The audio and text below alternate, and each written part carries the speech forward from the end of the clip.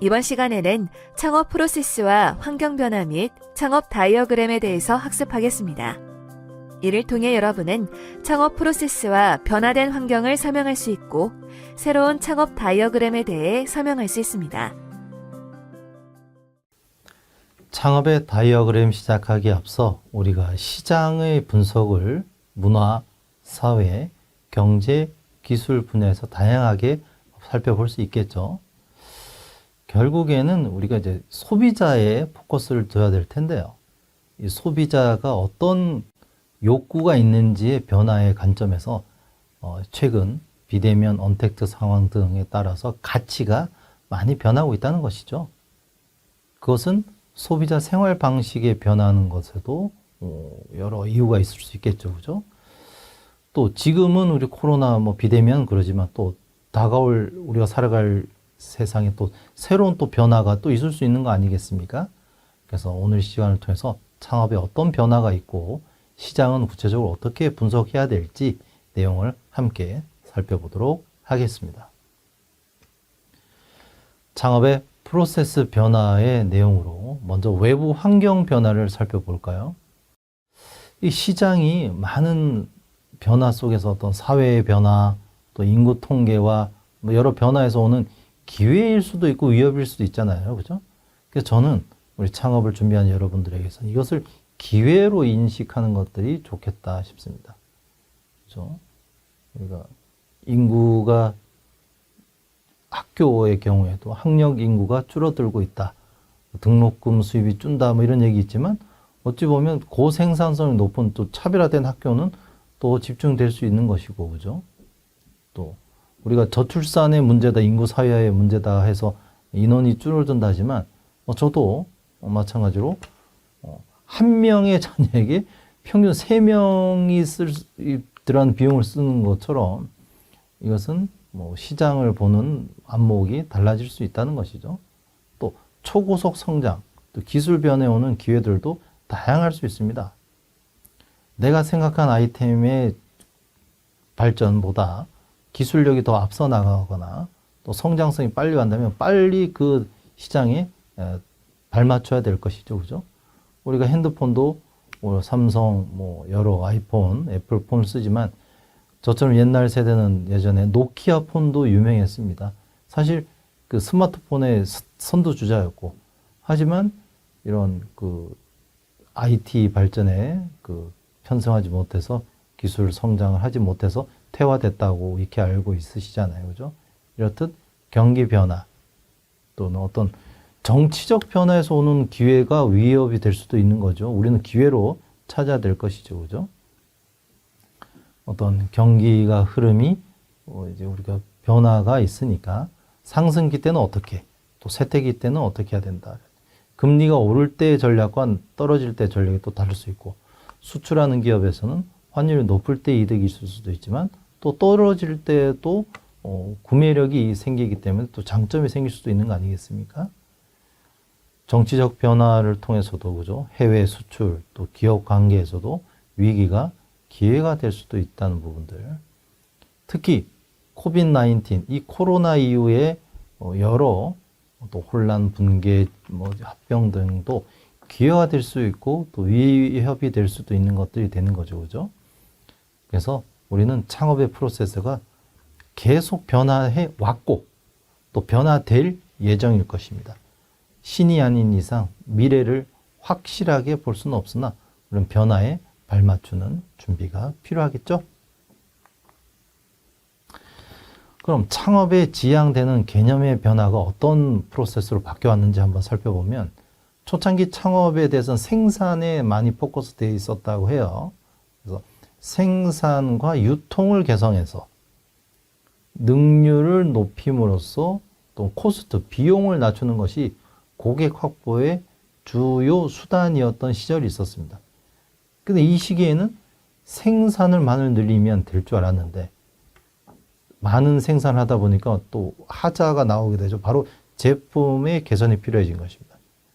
즉 품질 개선을 해서 고객을 유지하고 단골 고객화하는 것이 주요 수단이 된 시절이 제품의 개념 시대. 그러면 생산을 잘해서 제품도 좋으면 어떻게 판매할 건지에 대한 관심이 늘어났겠죠. 그래서 여러 가지 자극을 이용해서 구매를 유도하면서 판매 조직의 어떤 향상 뭐 이런 것들이 또 필요해졌고, 이렇게 삼박자 이루어진 다음부터 이제 경영에서 관심이 마케팅이었던 거죠. 소비자의 각기 다른 요구에 맞춰서 시장을 세분화해서 목표 시장을 선정 후에 각각의 마케팅 계획을 세워야 하는 거였죠. 현재 이렇게 하고 있습니다. 근데 우리가 앞서 갈 다이어그램을 보게 되면 이제는 ESG 활동이 늘어나고 있죠. E, Environment, S, Social, G, Government입니다. 즉 소비자는 우리가 살아가는 건강과 환경과 또 사회적 기여 등을 통해 이런 쪽에 민감하게 반응을 하고 있고, 또 기업의 윤리적 측면을 고려해서 CSR 활동들도 늘어나면서 이제는 사회복지지향적인 개념도 창업의 큰 줄기라는 것을 잊지 말기 바라겠습니다. 세 번째, 창업 소비의 변화인데요. 우리 언컨택트 소비의 변화로서는 누구에게 또 무엇을 어떻게 할지도 중점 내용들을 확인해서 창업에 큰 준비가 필요하겠죠.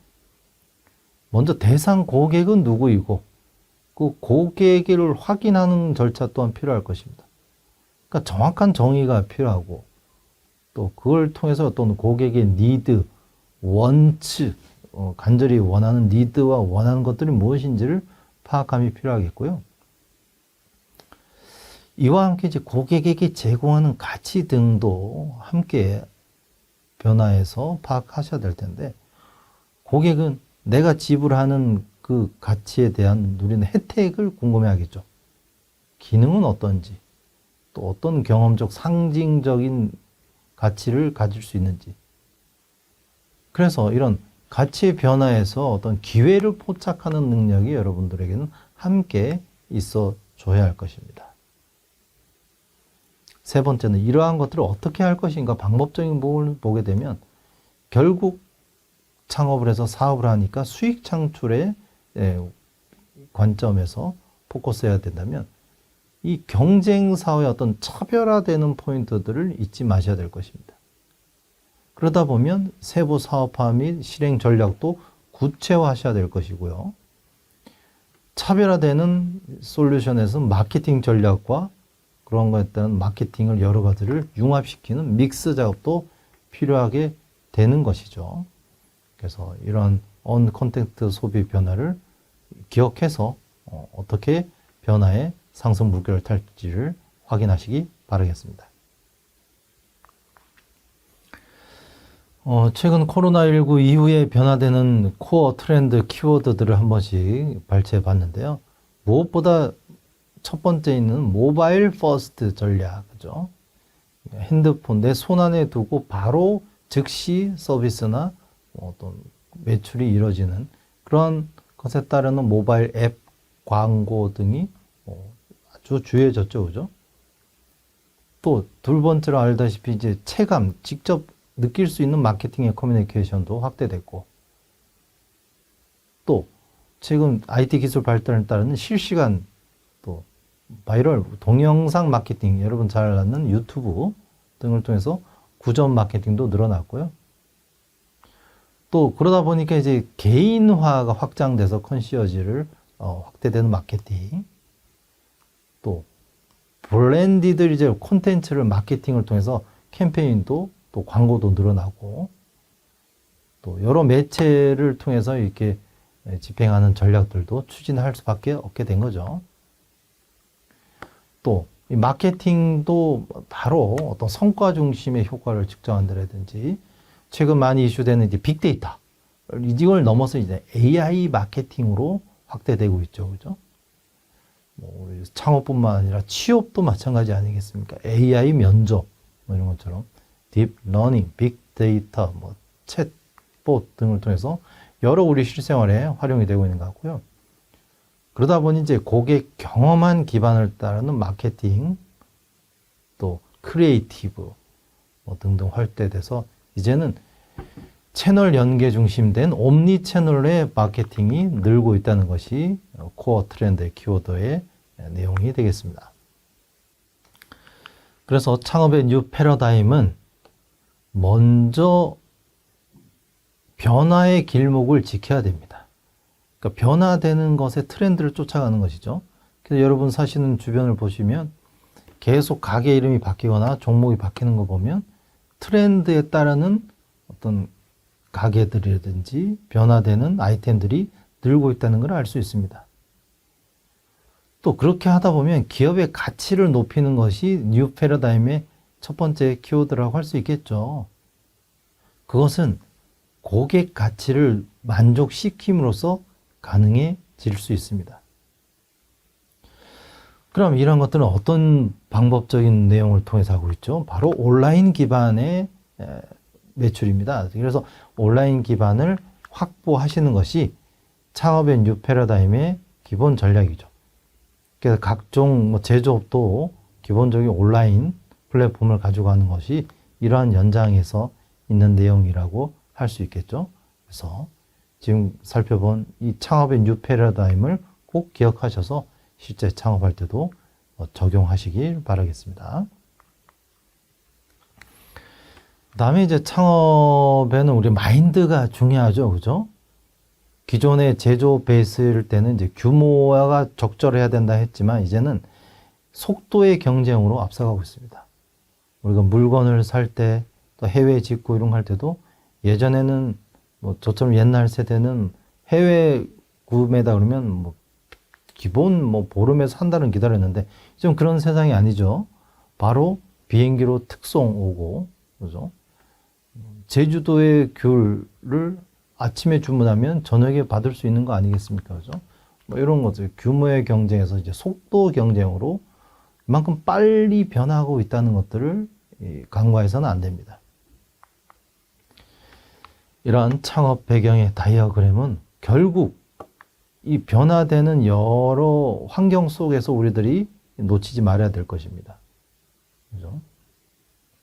우리 직장관이 많이 바뀌어서 평생 직장의 개념은 사라진 지 오래고, 그죠? 평생 직업을 가져야 된다 하지 않습니까? 또 이러한 것들이 단순 서비스가 아니라 지식 서비스로의 창업도 많이 늘고 있고, 또 여러분 이 수업 듣는 대학생 여러분들이나 또 초기 창업 등 연령대가 많이 젊어지고 있다는 거, 또 아울러 우리 여성 창업자들도 함께 많이 늘면서 이 모든 것들이 정부의 창업 지원 정책과 함께 맞물려 가고 있다는 것이 상당히 긍정적이라는 얘기죠. 정권이 바뀌어도 우리가 리더가 제일 먼저 하는 첫 번째 우선순위의 일자리 창출, 청년 지원, 이 키워드에는 항상 창업이 함께 가고 있습니다. 그죠? 그래서 우리 창업과 관련되어 있는 정부 정책들은 정부에 따라 달라지는 여러 정책들이 있어 왔지만 창업은 어떤 정권의 향배에 따르지 않고 일률적으로 계속 상승되고 관심이 늘고 있다는 것이 주요한 부분 되겠습니다. 그래서 이번 다이어그램을 정리하자면 결국 창업의 핵심 가치를 살펴보면 사업은 기회를 발견하는 데서 출발합니다. 이러한 사업 과정은 경영자와 팀에 의해서 추진될 수 있잖아요. 때문에 이 경영자와 팀이 함께 아울러지는 이 자원은 효율적이고도 창조적으로 활용을 하셔야 됩니다.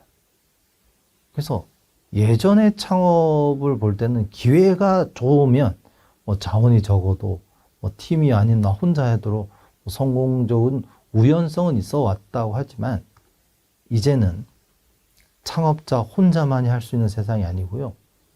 기회만 좋다 해서 될 수 있는 창업의 성공이 아닙니다. 우리가 지금까지 살펴본 창업의 핵심 가치는 바로 이 여러 자원들이 균형을 이루었을 때, 즉 지렛대로 본다면 저 자원과 기회와 팀이 서로 분배가 비슷하게 될 때 그때 정말 창업의 핵심 가치가 성공적으로 이루어진다 할 수 있겠고요. 지금 이 강의를 듣고 있는 여러 창업자 대표님들께서는 이 세 가지 키워드들을 하나의 치우침이 없이 균형을 맞출 수 있도록 효율적인 운영과 또 창조적인 활용을 함으로써 성공 길을 갈 수 있겠고, 이것이 바로 창업의 핵심 가치임을 잊지 말기 바라겠습니다. 이번 시간에 학습한 내용을 퀴즈를 통해 확인해 보세요.